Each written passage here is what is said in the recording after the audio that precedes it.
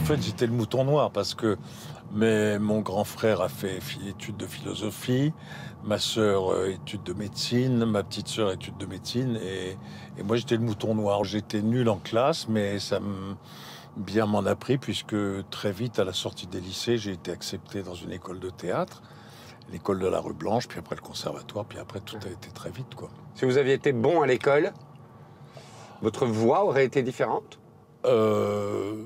Peut-être pas, j'en sais rien, parce que vous avez eu...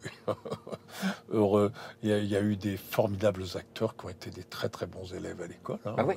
Ça dépend des destinées de chacun, enfin c'est tout à fait particulier.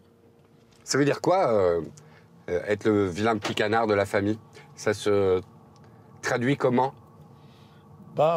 Très honnêtement, c'est pas très rigolo au début, parce qu'on on est quand même un peu abîmé par les multiples et tous les propos de votre papa à table, vos frères et sœurs qui ricanent, votre père qui vous dit les imbéciles n'ont pas la parole à table, etc. Donc c'est un petit peu compliqué quand même.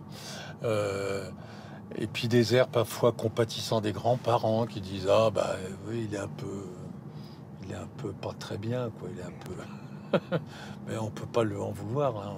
C'est comme ça, c'est la vie. Genre, c'est un pauvre con, tant pis. Ouais, c'est ça. Donc voilà.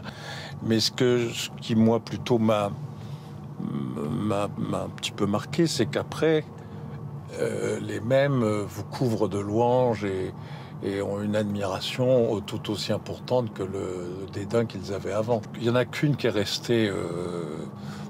immobile dans la tempête et toujours avec son amour et sa tendresse, c'est ma maman, et ça, je m'en souviendrai tout le temps. Quand on est vilain petit canard à la maison, on est aussi vilain petit canard à l'école? Très vilain, très gros, vilain gros canard. D'abord, j'étais dans des classes, parce que l'éducation nationale avait fait cette connerie vertigineuse de classer les gens et de mettre, soi-disant, les inadaptés, c'est-à-dire dire poliment les crétins ensemble. J'étais donc dans une classe d'adaptation, mais ça, c'était effrayant, c'est un souvenir effrayant. Et donc, j'étais absolument insupportable, je faisais tout, je pouvais être extrêmement violent ou totalement déconnant. J'avais une éducation extrêmement catho, et ça m'énervait beaucoup, donc je me foutais de la gueule de la Sainte Vierge et du bon Dieu en pleine classe.